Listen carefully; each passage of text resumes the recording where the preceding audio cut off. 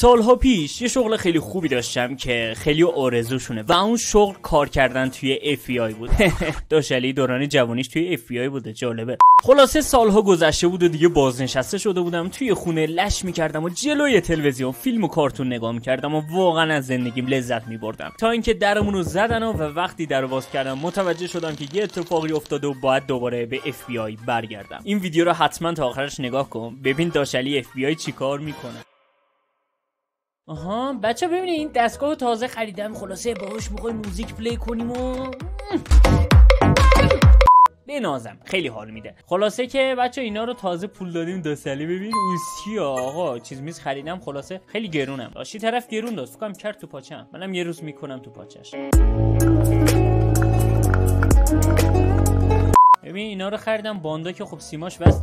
ای بابا درمونو دارم میزنن. کیه آقا؟ اومدم، یه لحظه داداش زنگو